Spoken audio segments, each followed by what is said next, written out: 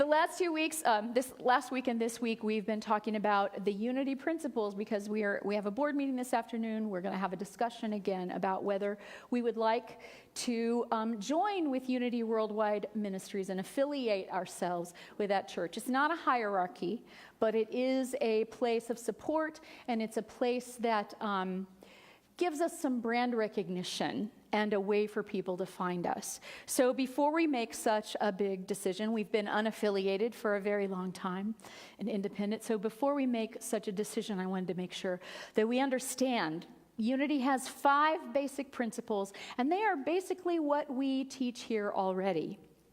Last week, we looked at principles 1 and 2. Principle 1, basically, God is all there is. It's all God, one organism, one, not two, just one. Really hard to get our human minds around. One. And yet, everything else flows from that. We are one. And principle 2 is, since we are one, that means you and me are made of the very substance of God. There is no separation. That's what one means. One, in some big sort of sense, can make you go, one, as in me too. Whew, sometimes that's harder to take in. We are not separate. And so 3, 4, and 5 follow from that. Principle 3 is that we co-create with God. If there's only one, and that one is always moving and always creating, German mystic Meister Eckhart used to say, God is always on the birthing bed, giving birth to the world, over and over and over again. It's not something that happened a long time ago. There was creation, and now we just deal with whatever there is. That God is active, that God is not only creative, but creativity in itself. This world is constantly unfolding, and we are always a part of that. And therefore, we have the power to direct our thoughts in that co-creation, to not just sit back and wait for stuff to happen to us, and not just sit back and go, well, I don't like that, and I don't like that, and I don't like that, so I'm going to be as unhappy as I can possibly be, because there's a lot of stuff out there to show me how unhappy I should be or could be. But I get to take responsibility. I get to say, where is my happiness? Where is my joy? I get to direct my energy, because guess what? If there's only one and we're all that one, what we know is that the oneness is energy, that there's nothing else, that sometimes energy arranges itself in such a way as to appear solid, to look like matter, but it's all energy, and it never ever goes away. You can't kill energy. Energy never goes, I'm done. It can constantly change form. Energy does constantly change form. And so if we have that creativity within us, we can direct our own thoughts, our own lives, our own actions to direct that energy to a place that brings love and joy and kindness and fulfillment. That's really it. Here's the principle as it's read often in Unity. Human beings create their experience through the activity of their thinking. Everything in the manifest realm has its beginning in thought. Now, the way we have described it on our own website, which I wrote, change your mind, change your life. Thoughts and words have power to bring about inner change as we replace unloving thoughts with those of love, joy, peace, and kindness. So how does that work? Because I've had some really great thoughts, and I've still looked out at the world and gone, well, that doesn't look too good. Right? Well, we're all on an evolutionary journey. And we're not there yet. I'm not there yet on any given day. So how can I expect the rest of the world to be there yet? And yet, I can every day dedicate myself to directing my energy, that which I have direct control over, toward love. And that's the way we teach it in this particular community. It's what it means in Unity, but they use words like the good, I like the word love because I have no doubt about what that means to me. It is only ever good. And it's only ever selfless. And it's only ever good for everyone. There's no private good. Love is love is love is love is love, and all love is good. All love is creative. It's when we withdraw our love from things that they begin to change form in a way that we don't want them to. So, the only difference between me and traditional unity is not the principle itself, but the way it's often taught. In my experience, I've been in unity churches for 27 years. And in my experience, sometimes it's taught in a way that's very, very simplistic. Like, well, if you just hold the right thoughts, everything in your life's gonna shape right up. Well, here's a few things I want to tell you about. Yes, in a way, and there are 8 billion other people having thoughts. Right? Right? That's just today. If there's no time or space to spirit, it's every person who's ever lived, right? Yeah, because we don't die, we just change form. So, what we want to, and the really important thing about thoughts held in mind is thoughts that are backed up with our true feelings. So not just thinking it, not just saying the words, I affirm I'm going to get a Mercedes. I affirm I'm going to get a Mercedes. That's the way it's been taught in some unity churches that I've been to. And I'm not saying you can't affirm a Mercedes into your life. I'm saying if I have the power to affirm, I'm not wasting it on a freaking Mercedes. Right? I'm going to spend it on things that have much more meaning to me. So it's not simplistic. It's simple, but it's not simplistic as it sometimes is presented. It's about not just a thought that crosses your mind, but something you give constant focus to, and something that you put your feelings behind, something that you give your attention to. And this is very much like teaching anything. Any teachers in the room? I taught music for years, and I would tell my students, if you sing right and have the right posture and hold your mouth the right way and be aware of all of the things that you're supposed to do to produce a really good sound for this 1 hour a week, then in 400 years, you might get really good at it. Whereas if you take what you learn in this 1 hour a week and every time you can possibly remember, every time you're driving in the car and singing, and every time you're loading the dishwasher and singing, what's my posture? Where am I? How am I holding my mouth? Am I breathing correctly? Am I allowing my instrument to be used to the best of my ability? If you do that every day and for several hours every day, you get much better really, really quickly. Have you ever tried to pick up an instrument, played it for 5 minutes, gone, well, apparently I can't play that, and then never picked it up again? People do that. I used to have a friend who'd say, you can't play if you don't practice. People think you can, but you can't. That always cracked me up when she would say that, because it was so true. People think you can, but you can't. And that is life, y'all. You can't play if you don't practice. Or you're going to play, but you're going to be playing by somebody else's rules, and you're going to be experiencing the consequences of the rules somebody else is making up in your life. We learn to practice our love. We learn to practice holding love in the face of that which seems like not love.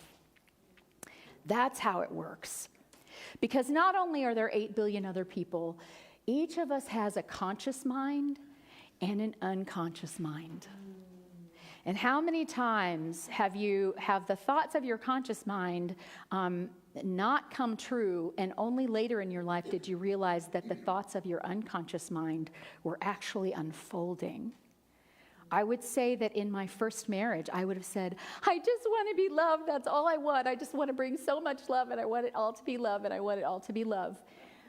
But unconsciously, and I didn't figure this out until afterward, I married somebody whose opinion of me was about as low as my opinion of myself. We both agreed that I wasn't very worthy. And I couldn't figure out why he didn't treat me as a worthy person. Nobody was going to treat me as a worthy person until I figured out how to treat myself as a worthy person.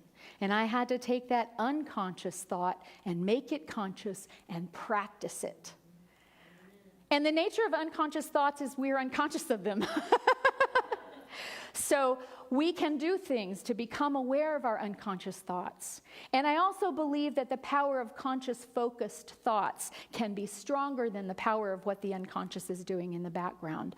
But conscious, focused, practiced, right? Not just, well, I had a good thought, now let's see what happens. It's not the way it works. And also, I feel like, in a way, that unity doesn't give the answer to something that I also believe is true. You know, the Buddha said, in life, there is suffering. In life, there is suffering. Now, it's often translated, life is suffering. I don't think that's what he said or what he meant. But in life, look around.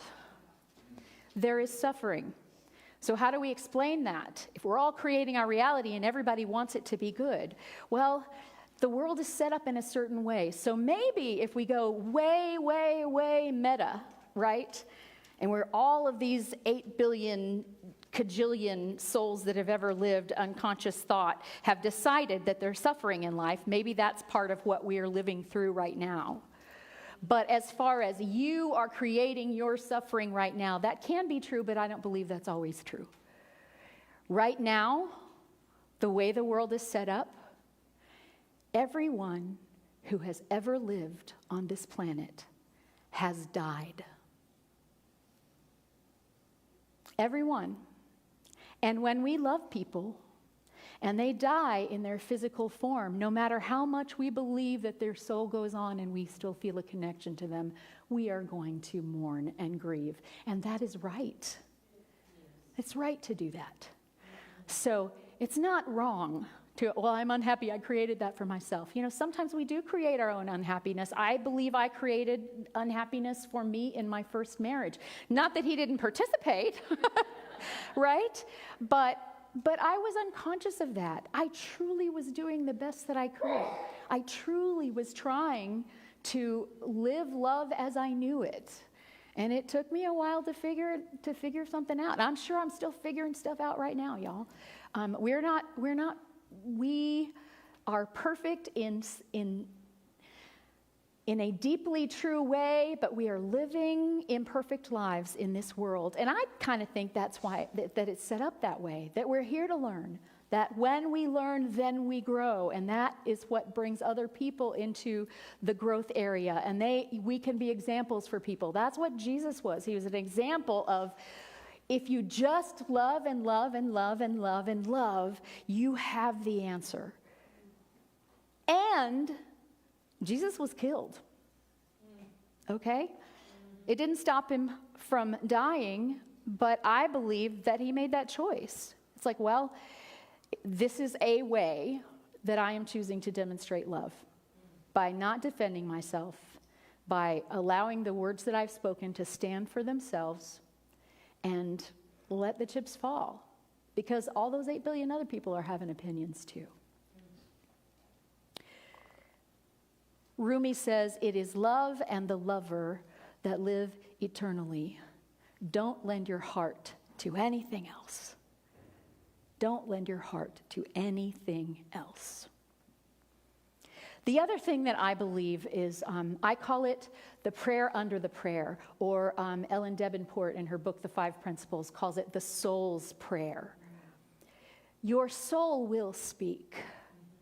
You can squelch it for long periods of time, but eventually your soul will speak. And if my prayer for many years in that, just using that relationship as an example, is I just prayed he would be a little nicer to me. For years, I just prayed. I concentrated energy and attention on him just realizing how hard I was trying and being a little nicer to me. And thank God that prayer didn't come true. My soul knew it needed much more. And in order for my soul to get that much more, to learn what true love might actually look like, which first had to come with me allowing myself to love myself in that way, I had to go through a lot of pain to let go of that. And today I can stand here and go, hallelujah, I would not change one single moment of even the most painful parts, because they brought me to the understanding that I have today. So, Ram Dass says, when most people ask God for something, they are asking from ego rather than from the depths of their soul. I think most souls don't ask for Mercedes, right? They are asking that their ego's desires be satisfied. Ego's not evil. It's what we need in order to navigate this. Think of ego as the car you drive while you're in this human body, right? You need to get places, and your ego will help carry you there. But if you give the reins over and say, I'm just going to let the car drive, and I'm just sit back here and sit on my hands, it doesn't go too well, right? They're asking that their ego's desires be satisfied. They're not usually asking to know their souls. They're asking for worldly rewards rather than spiritual awakenings. And I think that for all of us, whether or not you are conscious of it, the prayer under all of your prayers, your soul's prayer is, I want to know the truth. I want to know love at the deepest level possible. And we got all kinds of ego interference and all kinds of misunderstandings and all kinds of learning growth opportunities going on above that. But I also believe that we are on a trajectory that will let our soul's prayer be answered. And that's our vision here, that we awaken, that all of humanity awaken to this one love that we are. We are not awake to that yet. I am awake some days for moments at a time. Yay me. But if I were awake all the time, my whole world would be different, I am sure. So, I'm going to sum up, as Inigo Montoya says. Let me explain. No, it's too long. Let me sum up. Consciousness, unconsciousness, and collectively, unconsciously, consciously, and collectively, because there's more than one of us here, even though there's only one of us here, we create our experience. We create our experience. So when we get to know our unconscious, when we start to pay attention to our soul's prayer, when we focus our awareness on that, focus our awareness on the good, focus our awareness on love, that is when we see our world change. Our small world, the world of our daily lives, absolutely. And the bigger world, the world of all of us together, that's the way it works. That's the way it works. But I think it's not as easy as tit for tat. I had this good thought, now this good thing happened, right? But I do say, since we're creating this collectively, there's a lot going on right now that feels really oogie, right? And those of us who are aligned in consciousness, we want more loving things. We want the good. We don't want to see evil dominate. How are we responding to that? By saying, evil is evil, and I hate those evil people, and there's evil people just need to, right? Hate plus hate equals hate. It just does, every single time. But hate plus love, guess what? Love is stronger.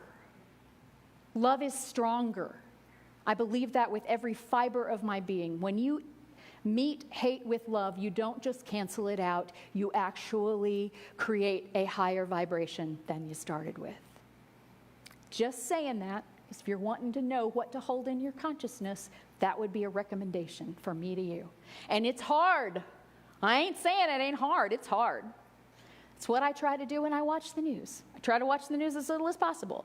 Sometimes I expose myself to it and I work on how can I be loving? How can I be loving? How can I be loving? How can I meet this thought in my own mind with love, rather than allow the thought from another person to change the thoughts in my own mind to those of fear and those of enmity and those of even hatred, anger. Hate wins when it wins in me. Otherwise, it never wins. So, that's principle 3. That's the hardest one for me to teach. The others flow from that. Prayer, talk about prayer a lot. Prayer, this is the way Unity says it. Prayer is creative thinking that heightens the connection with God-mind and therefore brings forth wisdom, healing, prosperity, and everything good. That's what prayer is, creative thinking, not begging. Oh, please, God, if you only would just, not begging, but heightening the connection with God-mind in our belief that God-mind is only good and only love. The way we say it here is prayer is powerful not because it changes God. You don't need to change God's mind and say, do it this way instead. But because when we align ourselves with the wisdom and love that is always present for us, our inner world changes. And our inner world is always reflected in the outer world. Not necessarily in exactly the way we picture it, but it always is reflected. That is the prayer under the prayer. And prayer can be done with words or without words. Words have power, but just saying words, you've had people tell you words and you know, yeah, right, whatever, right? But words that have truth behind them, words that have emotion behind them, words that have love behind them have great power. So think about the words you use. Think about the words you use. And no matter what your words are saying, Spirit, which is what you're really made of, knows what you're really saying. So pay more attention to what you're really saying than what you're saying. And let what you're saying be a reflection of what you're really saying. Plug in. Commune with God within. God within, right? God's not just somewhere else. God's everywhere. So I'm not everywhere. I like to think of it as a wave in the ocean, right? It's all ocean. But right this moment in this lifetime, I'm expressing as one wave. It would be silly for me to think I was the whole ocean. But also it would be silly for me to say, well, I'm just a wave. There's no ocean here. Right? We're all that. We're all that. So we commune with God within ourselves. We commune with God in nature. We commune with God in the eyes of other people. We commune with God in our activities in the world. We're constantly in communion with God. We do it in meditation. We do it in action. And we plug into that communion, and then we lend more strength to what it is that we're thinking and the ways we're shaping our world. Principle 5 is, knowing and understanding the laws of life, also called truth, are not enough. A person must also live the truth that he or she knows. That's exactly what I was saying before. You can't play if you don't practice. You might think you can, but you really can't. Our prayer practice extends into daily life. Our actions are prayers. Our thoughts are prayers, in that as we open ourselves up to our own higher nature, we infuse our lives with spiritual power and energy. This requires practice. You can't just think it. You can't just believe it. You got to live it. And we can look around in the world and see how certain people practice what they say is their religion. They talk about, I believe this and that's all I need. And their actions don't back that up, you know? Action. How do you live? How are you thinking? How are you greeting your neighbor on a daily basis? Who have you decided is your neighbor and is not? Because if there's anybody that's a them and not an us, then you have closed your heart to the truth of God. I'm not saying it's not complicated. There's a lot of people that I just wish were them. I wish you were them. I'm just going to cross you off my list, and I don't want to think about you ever again anymore, because it's too hard. But that's not the truth as I know it. I have to bring all the thems into an us, no matter how painful it is, and I carry that belief that love is stronger than all of that. And so whatever painful thing I'm bringing my own love to it. And because I am one with the whole, I am bringing all of love to it. Rumi says, your task is not to seek for love, but merely to seek and find all the barriers within yourself that you have built against it. So, change in consciousness often becomes more about how we do what we do than what we do. Some of us are here to be big public heroes. Some of us here are here to tend plants or children. Some of us are here to really, really work on making every single relationship in our lives as loving as possible. Because guess what? Nothing happens in a vacuum. Everything that you do has an effect on the rest. Because back to principle 1, it's all one. It's all one. There's no other. There's no them. It's all one. I'm going to end with this quote from Ellen Davenport. Spiritual action does not demand marching in the streets against war, saving the environment, or turning corporations into socially responsible do-gooders. Although some of us will express truth that way. But it means at base integrating our divine essence into ordinary, annoying daily living with its drudgery, confusion, and difficult people. You don't know any difficult people. How do we apply these principles when we are sick, broke, heartbroken, scared, angry, or apathetic? How do we make choices day in and day out, that's called practice, y'all, in alignment with principle so that we can, bit by bit, create the kingdom of heaven on earth? And here's how we say it at the Church of One Love. To heal ourselves is to heal the world, because we are one. When we as individuals find an enlightened, loving way to live, we evolve the consciousness of the whole. That's who we are. That's what we're here for. Thank you.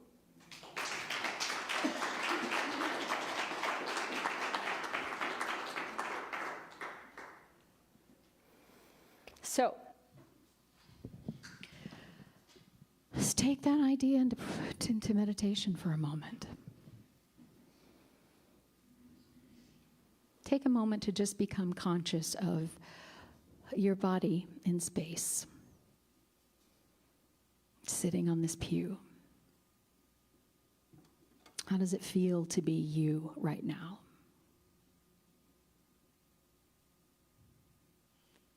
Breathe into it and become aware of the sensations. This is your gift, this human life. The Buddhists say that the chance of taking on a human incarnation is 1 in a billion, billion, billion. It's that rare and precious of a gift.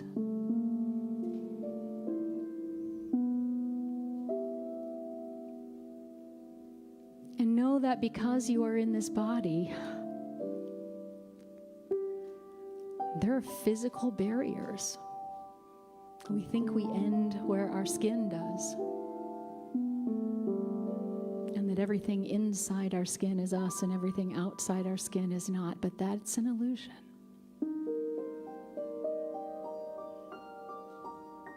So I invite you to just breathe that in. And as you breathe,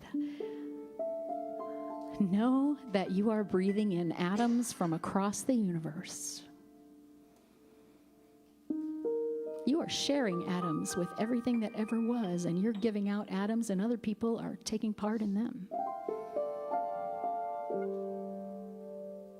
In a very real way, we are not separate.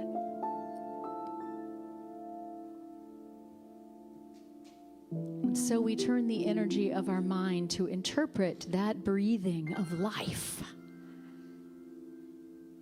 as the gift of love being given to us in every moment, sustaining us as Meister Eckhart says, on the birthing bed, giving birth. God is giving birth to you right now, over and over and over again, by giving you every single breath.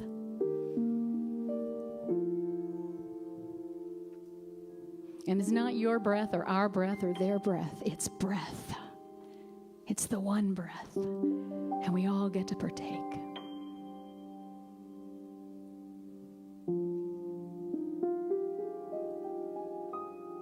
And if we follow that metaphor, this breath that's coming from everywhere and being shared with every single thing that ever was, that breath is going into our lungs and being sent through our bloodstream and deposited into every single cell of our bodies. And that's just the physical aspect of our oneness. And so again, as you breathe this gift of breath, this proof of life flowing through you, this proof of love sustaining you in every moment.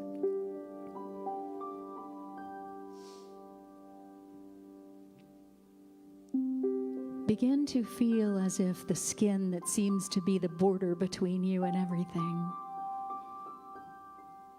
is actually completely permeable.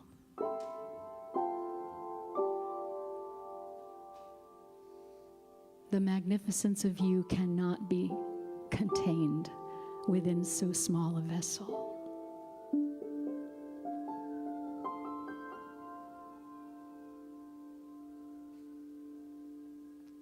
And your power to influence the world does not end where your skin does.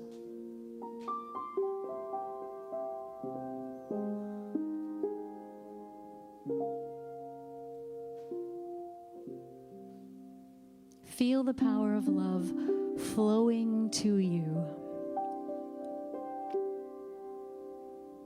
flowing through you out into the world. And realize that you're not separate even from the source of that breath, the source of that love. That love is expressing not just to you or through you, but as you. As you sit here right now, just as you are an expression of the divine in motion, in action, in beauty, in joy, in love.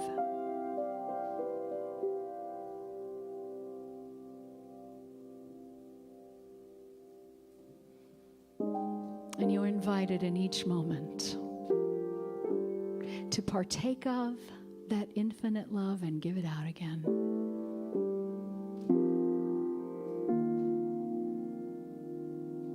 And to allow that to become part of your thought process going forward.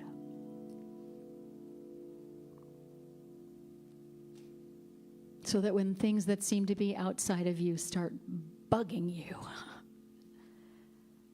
you can take a breath and say, that too. That too is here for my good. That too is teaching me how to express love.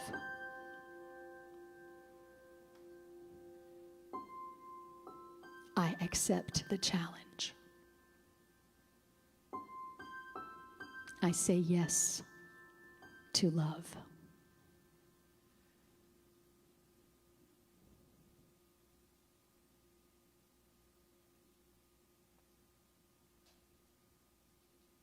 There is no more powerful thing you can do in this world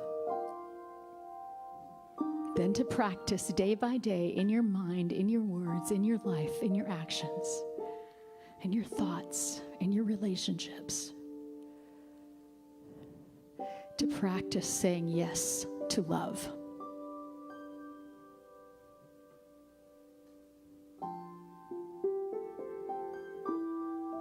And yes, and yes, and yes. To love and love and love.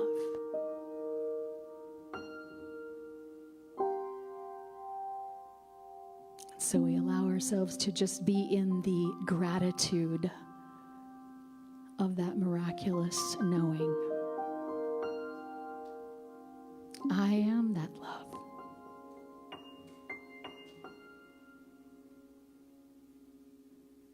And so it is. Amen.